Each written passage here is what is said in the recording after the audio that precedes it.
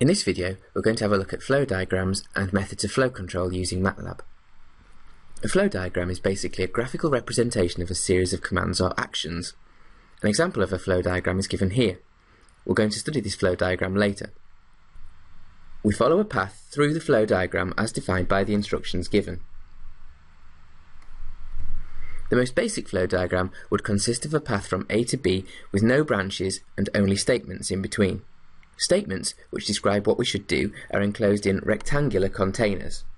We can also ask for input, or we can return an output. Inputs and outputs are normally represented as trapezia. So this statement here is asking for input from the user. A flow diagram with only one branch would be rather boring though. This flow diagram has several branches, and so we need to implement conditions. We'll start with the most basic conditional structure, the if structure. It's an if statement. The path branches into two depending on the outcome of a particular test condition, which is either true or false. Depending on the outcome, different statements are evaluated, but eventually the paths reconnect so that the program can finish. It may be the case that no statements are evaluated in one of the conditions. Let's now have a look at how an if statement can be implemented in MATLAB. We might start off a script or program with some straightforward statements, and then we may wish to use an if statement to return a different result depending on the values x and y. We start by writing if, and then our test condition. I'll test whether x is less than y.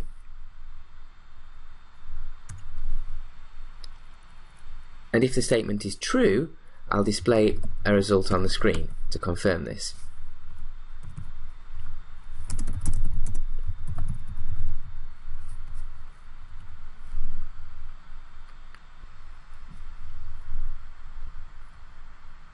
If the statement is not true, then we'll say that y is the smallest.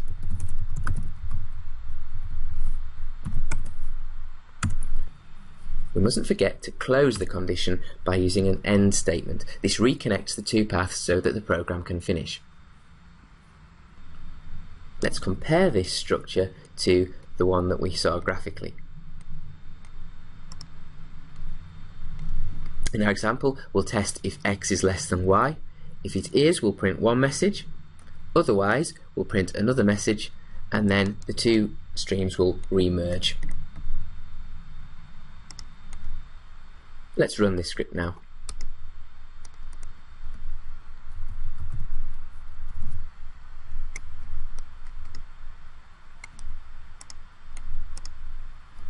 Since we had x equals 3 and y equals 5, x is the smallest and the result is printed. If we swap the two values round,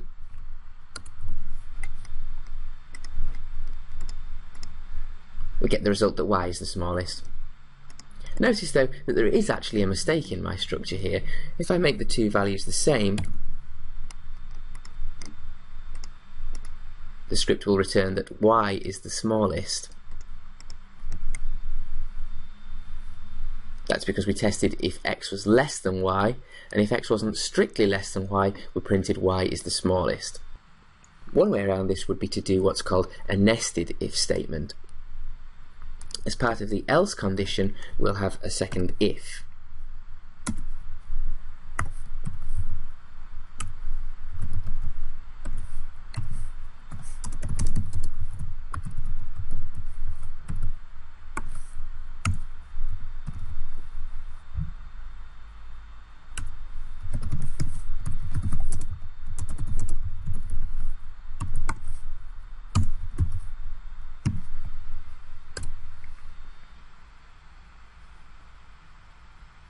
Once we start having nested statements, the structure can look a bit confusing and messy. The indentation really helps to keep everything in order. You can see here, for example, that this if, else, end all align with the actions to be carried out indented. If x is less than y, we do this, otherwise we do this, and then we close the two streams. This condition is further split up with the if, else, end all aligned again. If the indentation gets all messed up,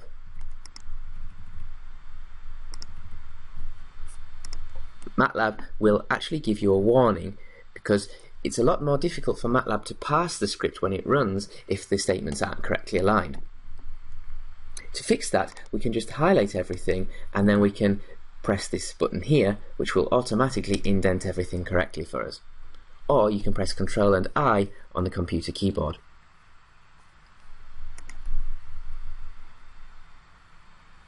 In fact, MATLAB does allow you to open several branches within the if statement by using else if as a command.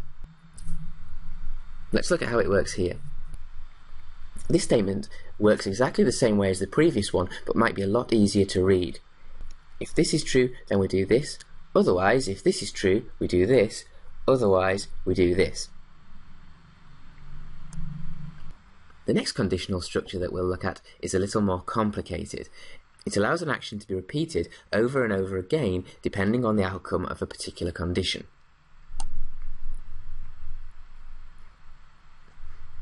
Coming in this way from the script file, we test if the condition is true.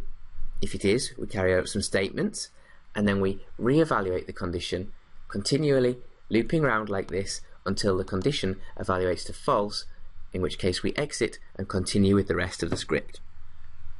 Suppose that from the previous example we've already taken our umbrella out because it's raining. We can then repeatedly peek out from under the umbrella to test whether it's raining. If it is, we wait before peeking out again, test if it's raining, wait, and eventually when it stops raining we put the umbrella away and carry on with whatever else we were doing. Let's look at an example of how this can be carried out in MATLAB. I'll start by defining I equal to 1. Let's test now to see whether I is less than 10.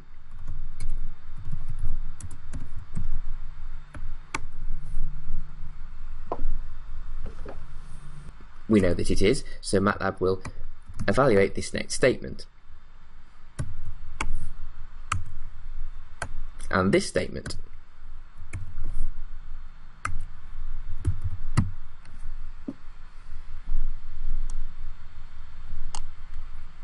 MATLAB's going to test whether I is less than 10, print I on the screen, add 1 to I, and then start from the beginning again. So it will print I equals 1, I equals 2, I equals 3, and keep going until eventually I is equal to 10, and so it will stop. So we'll have the results 1, 2, 3, 4, 5, 6, 7, 8, 9 printed. Notice that MATLAB has indicated that there's some possible error here. MATLAB wants us to put the semicolon here so that the results of this line are not printed on the screen. If I didn't put the semicolon, we'd get I equals 1 printed here, I equals 2 printed here, and I equals 2 printed when we come round again. Let's run this. In fact, we'll also clear the screen at the beginning so that we'll only have the results from this piece of code printed on screen. As expected, we get the results from 1 to 9. So to reiterate here, we test the condition. If it's true, we evaluate the statements, test again, evaluate the statements, test again, and we keep going until the statement proves false, and then we continue with the rest of our script. In MATLAB, the statement is while, test, statements, end. The most common mistakes that beginners make with this while structure is forgetting to define the variable in the beginning. I cleared the command workspace, so I is not defined, so we cannot test whether I is less than 10. If I run this, I get a strange and unexpected result. That's because MATLAB has interpreted I as the complex number. Let's go back and make this a K to make it more clear.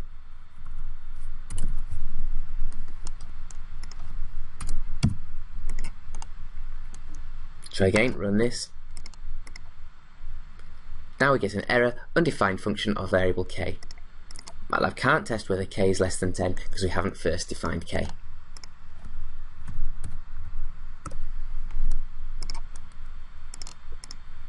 Everything's okay again now. other common mistake is to forget to increment the value of k inside the loop, or otherwise do some manipulations that would allow the statement here to evaluate to false.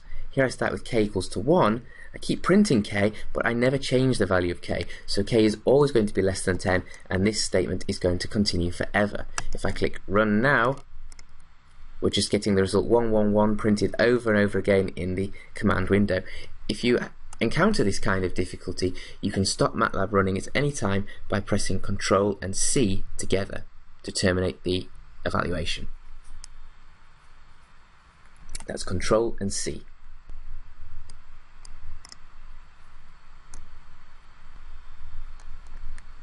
Often in a while loop, what we want to do is count the number of iterations. So for example, I'll define num equals 1. I'm going to repeat some calculation 20 times.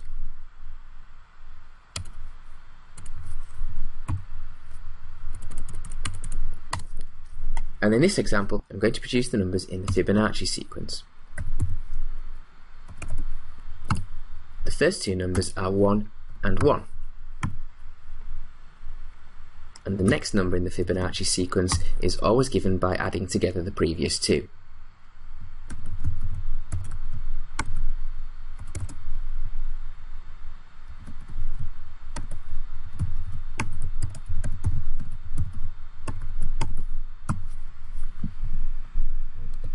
So the first time that we go through this loop, we'll take the last two numbers and add them together and put the result on the end. We'll increase the counter by 1, and then we'll go around again, taking the last two numbers, adding them to get the new end point, and then increasing the counter by 1, and we'll repeat this 20 times. Let's have a look at the results. Picking any three adjacent numbers in the sequence, we can see, for example, that 233 plus 377 makes 610.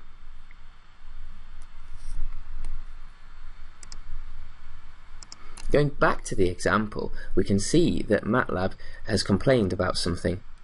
It doesn't like the fact that this variable, fib, grows on every iteration through the loop. It starts off with 2 elements, then it grows to 3, 4, 5, and so on. The reason MATLAB doesn't like this is that it's very inefficient for memory allocation. So how can we get around that? Well, we can see that eventually this variable is going to end up with 22 elements.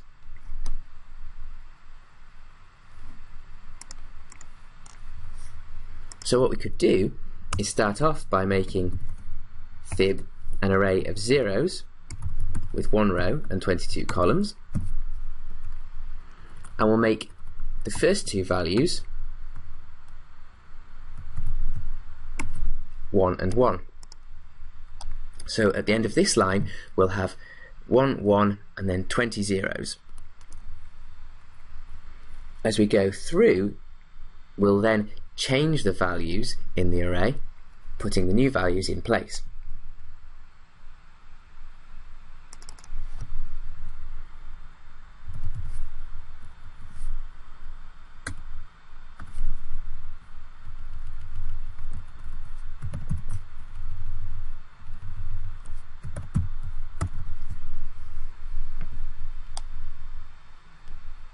Notice that I've cleared everything at the beginning, so we'll only get the results from this script printed.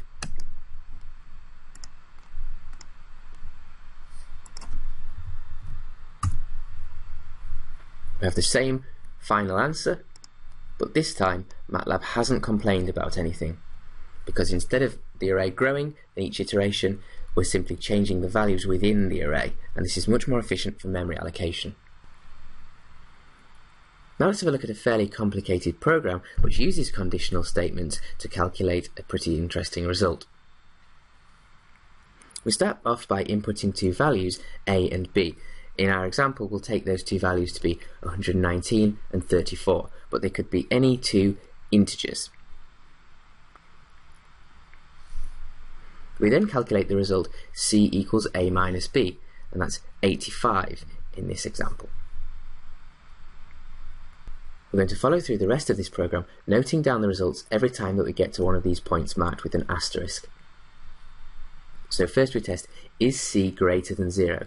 Yes, it is. In MATLAB that would be a 1, a Boolean 1, equivalent to true. So we put A is equal to C.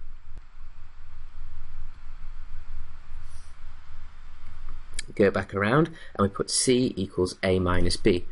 Well, B is 34.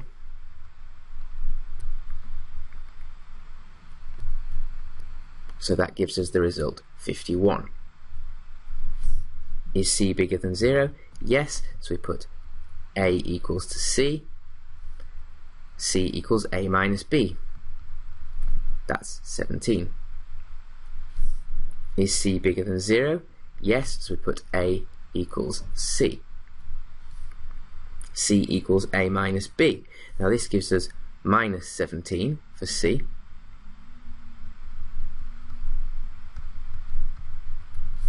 Is C bigger than 0? No. Is C less than 0? Yes. So we put B equals minus C.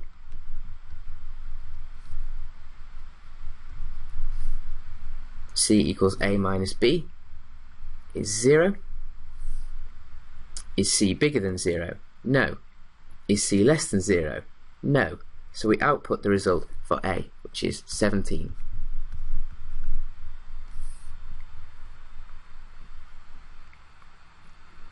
This algorithm here gives us the greatest common divisor of A and B. 17 divides into 34 twice and divides into 119 as well. The mathematical explanation behind why the algorithm works is given here.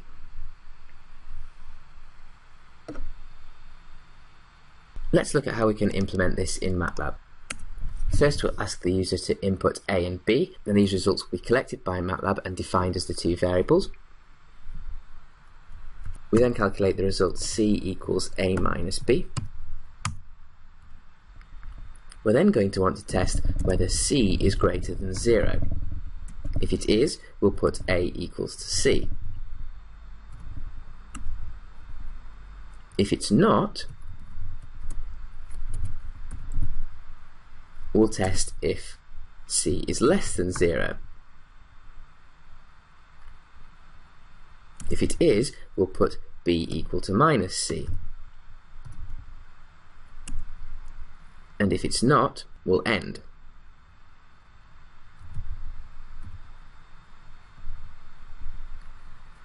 The trouble is, the way I've implemented this, it's only going to do the test once.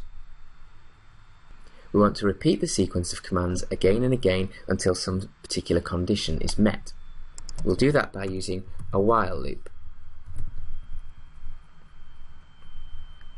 And for the condition, we'll use a little trick and we'll put while 1, which means while true.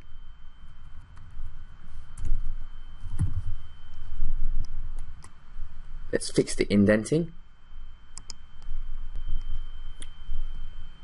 Now you can see that this while loop will continue indefinitely because the statement here can never evaluate to false. To get around that problem, we'll add an extra condition here so that if this statement evaluates to false, we'll exit the loop, and that can be done using break. The statement break exits the nearest enclosing while loop, so that's here. So when this statement here is encountered, we'll forcefully exit. Now everything inside the loop will be repeated again and again until eventually we get the statement C greater than 0 fails, C less than 0 fails, and then we break. Let's test it out for the inputs A and B that we used. 119 and 34. It's finished, but nothing was printed on the screen. We want to print out the result A, which is the greatest common divisor.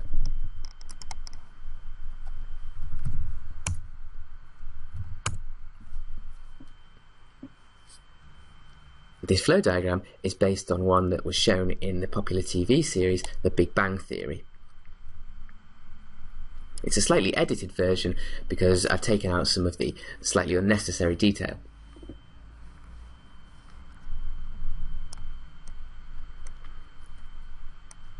Let's have a look at how the flow diagram works, and then we'll see how we could perhaps get it to work in MATLAB. The idea of the algorithm that's represented is to make friends, and we start by making a phone call to a random person or an acquaintance that we hope to befriend. The first question is, are they home? If not, we leave a message and wait for them to call back, and this here would be represented by a simple if condition. We could say, if not home, leave a message, close the loop. Once we get through to them, we ask for input. Would you like to share a meal? Their response is going to be either yes or no, so we can phrase that as a question, as represented again by an if statement. If yes, we'll dine together, and then we've successfully made a friend.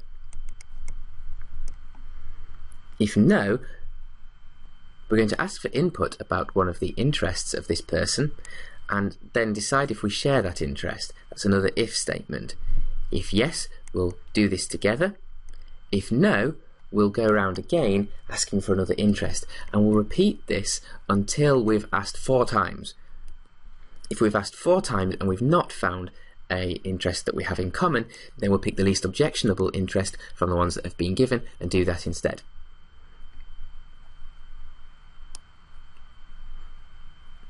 So the overall outcome from our Big Bang Theory friendship algorithm is that we either dine together or we do an activity together. The 2 paths would then rejoin here.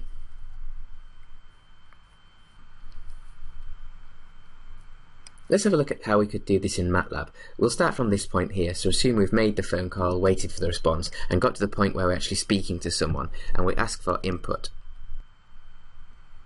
So we'll start off by asking if they want to go for a meal.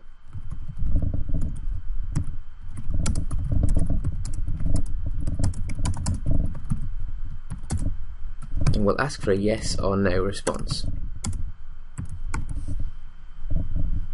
I'll call the response meal response.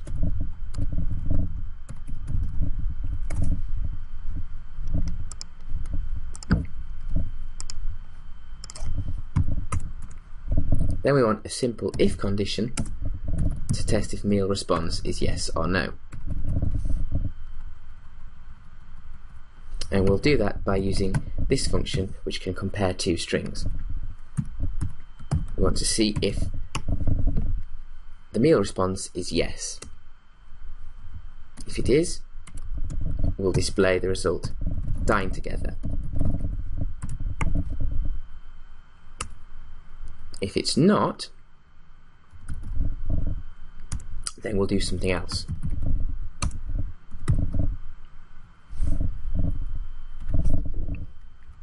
And this is the part here where we start asking about other interests.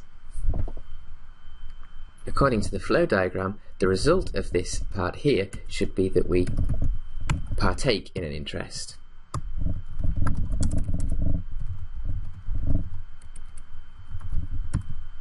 So we've got 2 possible outcomes. We either dine together or we partake in an interest together. We're going to have a while loop here that controls how many times we ask the question, tell me one of your interests.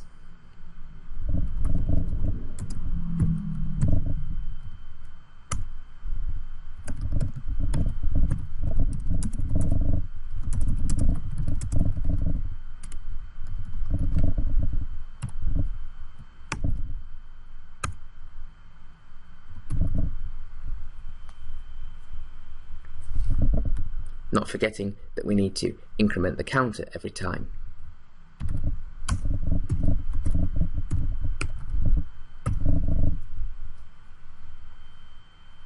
Tell me one of your interests is actually a question, so we'll ask for input from the user, which is going to be a string.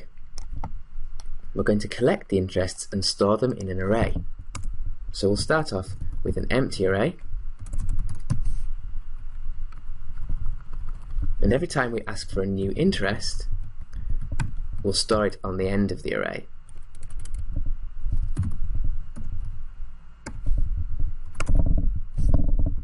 So in the beginning, n is going to be 1, so the first item is going to be the first interest. Then we'll put n equals 2, the second item will be the second interest, and so on. The only thing we have to keep in mind here is that these results are actually strings, that they're words that we're putting in. And because they're words, we won't be able to use an ordinary numeric array like this. We have to use something called a cell structure, which is done by using curly brackets like this. It's something that we'll discuss a little bit in another week's videos, so don't worry about it for now. Basic thing to take away here is that every time we're given a new input, we're going to keep storing the results in this object here. We do have this problem again that the object is growing in size, but I won't deal with it in this example because we're only going to collect 4 inputs anyway. Here we should be testing whether we share that interest. But let's suppose instead that we've collected all 4 of the interests, we haven't found any that we share. We're then supposed to choose the least objectionable one, but I'll instead just choose a random one from those that have been given.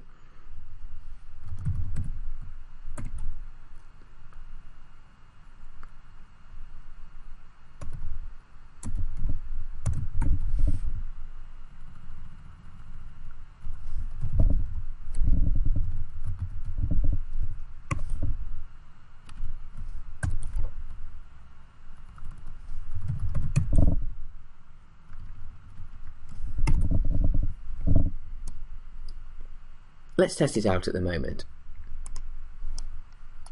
Do we want to go for a meal? Let's say yes. It's failed because I forgot to say to MATLAB that we wanted the input to be a string, a word. Let's cancel that using Control and C and go back, and we'll tell MATLAB that we want a string as the input for both of these. We'll run it again. Yes, we want to go for a meal. We dine together. Finished. This time we'll say no. No. So we state one of our interests. Let's say boxing. Another one. Rowing. Dancing. Another slip here. I've implemented the algorithm in a slightly different way in my code to the way it was described in the diagram, so I'm only getting 3 inputs recorded. If I go back and put n less than 5 here instead, I'll get 4 inputs recorded. So no, we don't want to go for a meal. Boxing, rowing, dancing, and singing. And the result here is going to be singing. So we've looked at some basic flowcharts and we've seen examples of these 3 symbols here: the statement, the input-output routine, the question, which can be used for ifs and whiles, and the last symbol that's worth introducing and the corresponding MATLAB code is this one here, the preparation symbol, which can be a convenient way of representing a structure called a for loop. A for loop is a specific case of a while loop in which we want to repeat an action a specific number of times. We'll start off with a simple MATLAB example.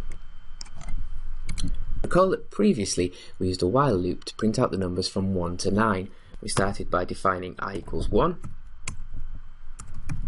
and then while I is less than 10, we printed I,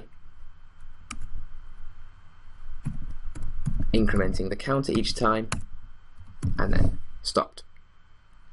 We can achieve the same result with a for loop by putting for I equals 1 to 9, display I, end. Let's get rid of all this. The for loop will increment the counter for I through this list, carrying out the statements here each time before the next increment. So the result is just the same as before. We could define here a list of values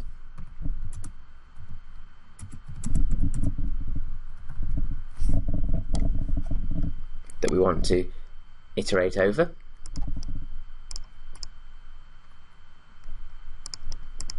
But generally this is a poor way of achieving the result. I'll give you an example. Suppose I want to sum up those values 3, 4, 5, 9 and 11 without using the MATLAB sum function. I could define the result initially to be 0, and I could step through this list adding each value to the total.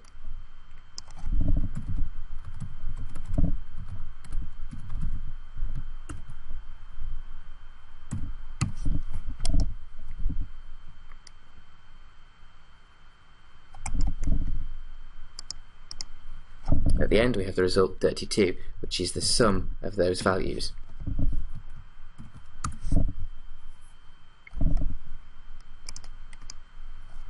The same result, however, could be achieved by indexing. We'll start off by defining the list that we want to sum.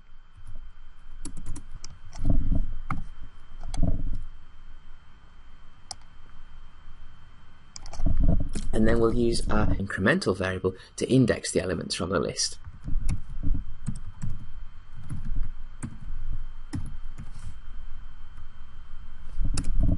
So we want the ith element from V, where I takes the values 1, 2, 3, 4, 5. Let's get rid of this part here. The result should be just the same as before. We get 32 again. This method is better for a couple of reasons. Firstly, it makes slightly more efficient use of memory internally. Secondly, it's more adaptable. Let's suppose, for example, that we only wanted to sum every second element in the list. We can do that easily by just incrementing the counter in steps of 2. This time we'll get 3 plus 5 plus 11, so we'll get 19. To finish off, let's have a look at quite a complicated example using a for loop to test whether a given input is prime. The user will input a value for n, which we'll test for primality, and we'll return the result 1 if it is prime, 0 if it's not, and I'll call the result flag. So we'll start off by putting flag equals to 1, so we assume that n is prime, and then we're going to enter this loop structure, and we're going to go round and round for values of I from 2 up to the square root of n in steps of 1. What we're going to do is first test whether n divides by 2. If it does, clearly n is not prime. Then we'll test whether n divides by 3, and 4, and 5, and so on, up to the square root of n. If n doesn't divide by any of these numbers, then we'll conclude that n is prime, and return the result for flag. So this for loop goes round and round for I equals 2, 3, 4, up to the square root of n, and eventually exits and returns the result that n is prime. If, however, we find that n does divide by one of these numbers, then we have to exit the loop using a break. And we also change the flag to be 0 to identify the fact that we found that n is not prime.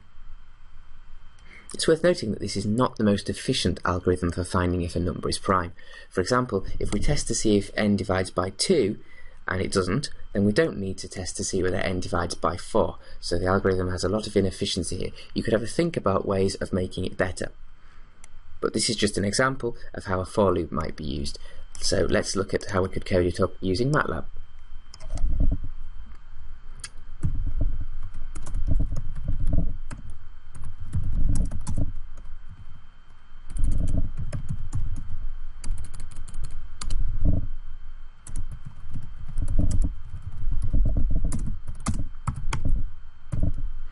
So we'll ask for the user to enter an integer, which we're going to test for primality. Next we put flag equals to 1. Let's write a comment to say what we're doing here.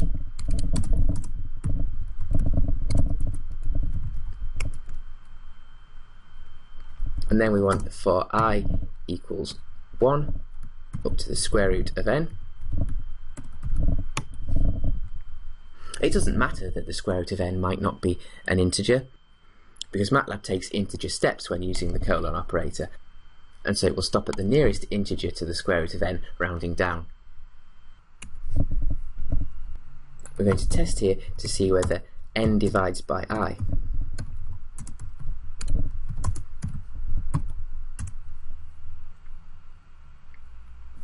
If not, we'll continue with the loop. Eventually we'll display the result for flag.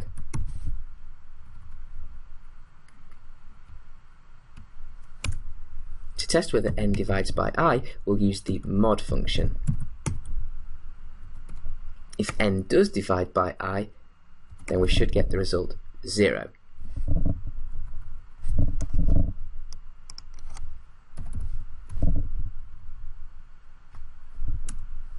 In that case, we're going to forcefully exit the loop by using a break.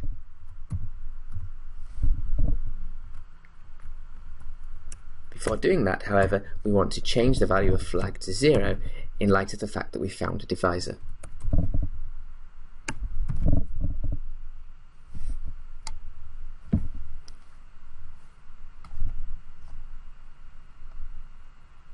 So the loop will continue over the incremented values for I, and it will exit either if I becomes bigger than the square root of n, in which case the result 1 is returned, or it can also exit if we find a divisor, in which case we change the flag to 0 and then forcefully exit the loop. We don't need to continue with the rest of the testing values in that case. Before I run this, I'll just make a note of the fact that using I as an index is often frowned upon, because it's also commonly used to represent the imaginary number square root minus 1. So it might be better to use a value k in general, or an even more meaningful name for the iterated variable, which doesn't have to be a single letter. We could call it elephants.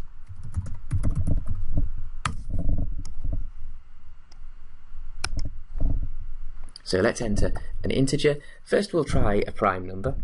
We should get the result 1. Something's gone wrong. Let's take a look. The mistake here was in the indexed values. We started off by testing if n can be divided by 1. We should have started with 2. Let's run it again. We'll try a prime number. Indeed, it comes out to be prime.